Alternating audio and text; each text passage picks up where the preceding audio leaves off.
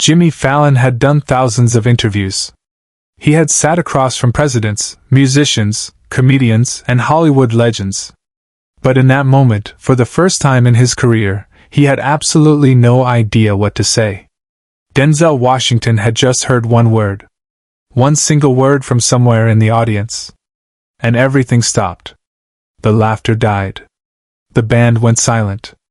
200 people held their breath. And Jimmy Fallon, the man who always had a joke ready, sat frozen in his chair watching something unfold that no script could have predicted. What happened next would become one of the most talked about moments in late-night television history.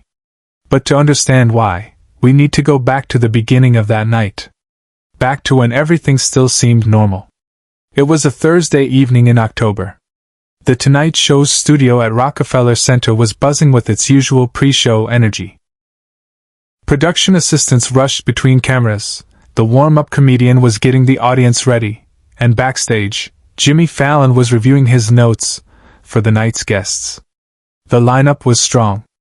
A musical performance, a comedian promoting a new Netflix special, and the main event, Denzel Washington, one of the greatest actors of his generation, here to discuss his latest film and his remarkable 50-year career in Hollywood. Jimmy had interviewed Denzel many times before. They had developed a genuine friendship over the years, built on mutual respect and surprisingly similar senses of humor. Tonight was supposed to be fun, easy, celebratory. A victory lap for a living legend. But somewhere in that audience of 200 people sat a woman named Grace. She was 67 years old, a retired schoolteacher from Queens, and she was about to change everything. The show began like any other. Jimmy bounced onto the stage with his signature energy, high-fiving audience members, dancing with the Roots, delivering his monologue with perfect timing. The crowd was electric, the jokes landed, and everything was running smoothly. When Denzel Washington walked out, the applause was thunderous. He moved with that unmistakable presence, that combination of power and grace that had made him one of the most respected actors in history. He embraced Jimmy warmly, waved to the crowd, and settled into the guest chair with the ease of someone who had done this 1,000 times. The interview started exactly as planned. They talked about the new film, about working with young directors, about the evolution of Hollywood over the decades. Denzel was charming, insightful, occasionally funny. Jimmy guided the conversation with practiced skill, knowing when to push, when to pull back, when to let a moment breathe. Subscribe and leave a comment, because the most powerful part of this story is still ahead. About 15 minutes into the interview, Jimmy asked a question about legacy. About what Denzel hoped people would remember about his career, his work, his life. Denzel paused. Not his usual thoughtful pause, but something deeper. He looked past Jimmy, past the cameras, into some middle distance that only he could see. "You know, Jimmy," he said slowly, "people always ask about the awards. The Oscars. The recognition. But that's not what matters. What matters is..." He stopped. His eyes had caught something in the audience. Someone. A woman in the fourth row was holding a small photograph. She wasn't waving it or trying to get attention. She was just holding it against her chest, and tears were streaming down her face. Denzel's expression changed. Something shifted behind his eyes. "Hold on," he said quietly. "Hold on a second." Jimmy looked confused. "Denzel? Everything okay?" But Denzel wasn't listening. He was already rising from his chair, removing his microphone clip, walking toward the edge of the stage. The producers in the control room started talking frantically into their headsets. This wasn't in the script. This wasn't supposed to happen. Behind the scenes, executive producer Jim Bell made a decision that defied every protocol in television. He told the cameras to keep rolling. Whatever was about to happen, the world was going to see it. Denzel stepped down from the stage and walked directly to the woman in the fourth row. The audience parted like water. Nobody spoke.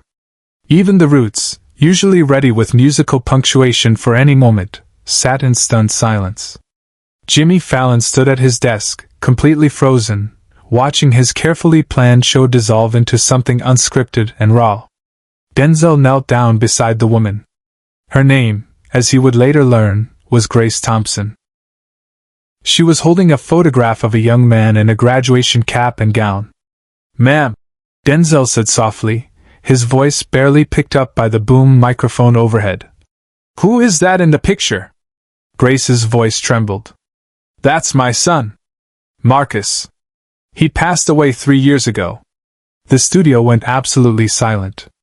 200 people, professional crew members, Jimmy Fallon himself, everyone stopped breathing. "What happened to Marcus?" Denzel asked, his hand gently covering hers. "Cancer. He was only 34. She paused, fighting to control her voice. "But before he died, he told me something. He said watching your movies saved his life once before. When he was 17, he was in a dark place. Very dark. But he saw one of your films, and something in it made him want to keep going. He got 10 more years because of you." Denzel's eyes filled with tears. This man who had played warriors and kings, who had commanded armies on screen, was now crying openly in front of a live studio audience. "What movie?" he whispered. "The Hurricane." Denzel closed his eyes. The Hurricane.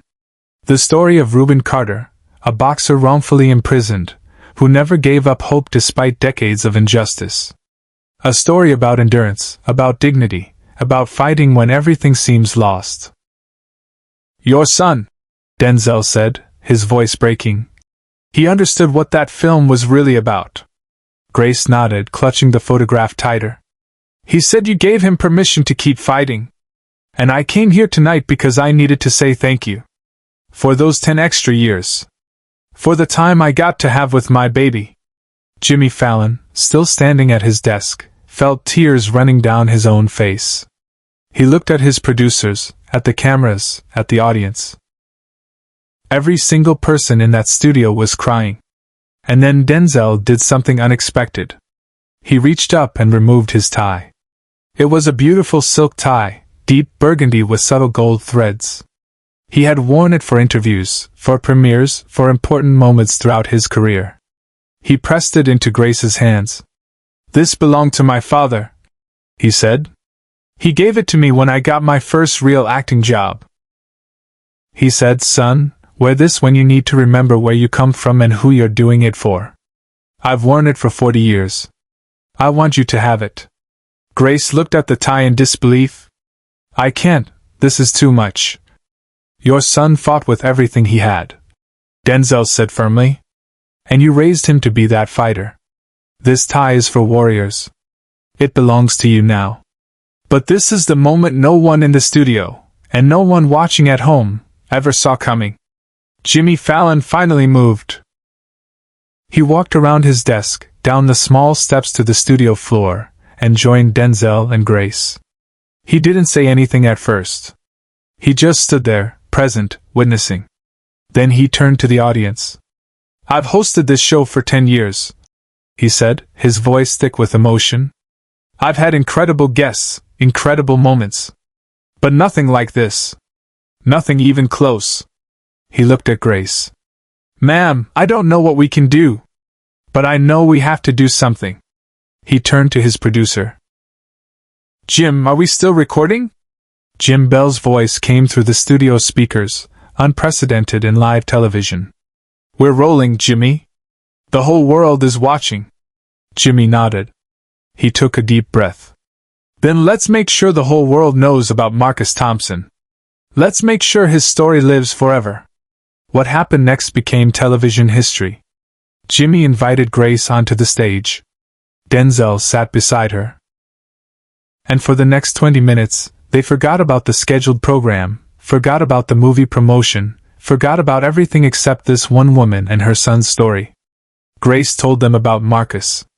About how he loved to cook, how he volunteered at homeless shelters, how he spent his final months mentoring young men in his neighborhood. She talked about his laugh, his stubborn optimism, his refusal to let cancer define his final chapter. The audience listened in rapt silence. Some recorded on their phones.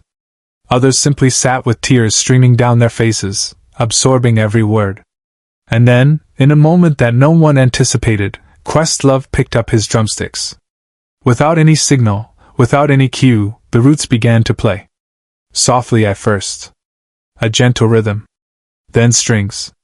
Then horns.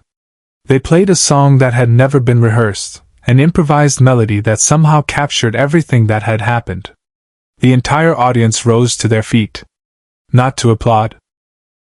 Just to stand. To witness. To honor. Grace held Denzel's tie against her heart, the photograph of Marcus in her other hand.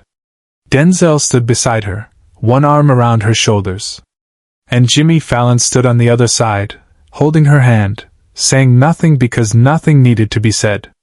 Share and subscribe, and make sure this story is never forgotten. The show ran 40 minutes over schedule that night. Nobody cared. The network received more calls in 2 hours than they had in the previous 2 years combined. Viewers wanted to know about Grace. About Marcus. About what they could do to help. By morning, a scholarship fund had been established in Marcus Thompson's name. By the end of the week, it had raised over $2 million.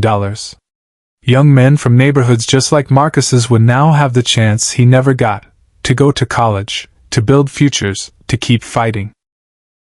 Denzel Washington never asked for his father's tie back. When reporters asked him about it, he simply said, "It's where it belongs."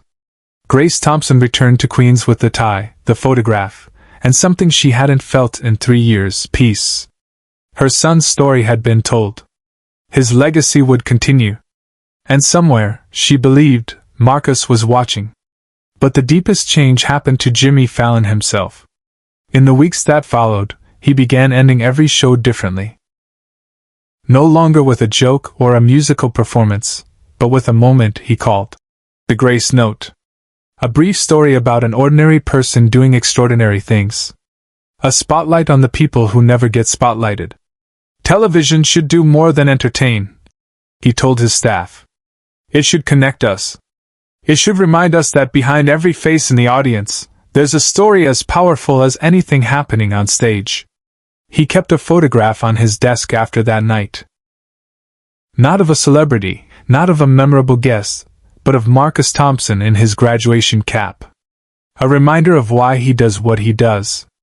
And every night before the show, in the quiet of his dressing room, Jimmy Fallon looks at that photograph and remembers, the most important moments aren't the ones you plan. They're the ones that interrupt everything and remind you what actually matters. Some nights, television is just entertainment. But some nights, it becomes something sacred. A space where strangers connect, where grief is witnessed, where a retired schoolteacher from Queens can stand beside the biggest movie star in the world and share her son with millions. That Thursday in October, The Tonight Show stopped being a talk show. For 20 miraculous minutes, it became exactly what television was always meant to be, a window into the human heart. And it all started with one word. A word that Denzel Washington heard from the audience. A word that made him stop everything. "Dad." Grace had whispered it while looking at the photograph of her son. Just one word, barely audible. But Denzel heard it. And in that moment, he saw his own children, his own legacy, his own mortality. He understood that fame means nothing if you can't use it to honor the people who don't have a platform. He understood that the greatest role he could ever play wasn't in a film, but in a studio in New York, kneeling beside a grieving mother. Jimmy Fallon still hosts The Tonight Show. The jokes still land. The celebrities still visit. But something is different now. There's a depth to his eyes that wasn't there before. A pause before each interview where he seems to be looking for something more than ratings. He's looking for the Grace Thompsons. The people with stories that need to be told. The interrupted moments that make everything else worthwhile. And somewhere in Queens, in a small apartment filled with photographs and memories, a burgundy tie with gold threads hangs in a frame on the wall. Beneath it, a simple inscription. For warriors. The tie that belonged to a father, then to a son, now belongs to a mother. And the story that was never supposed to happen has become the story that can never be forgotten.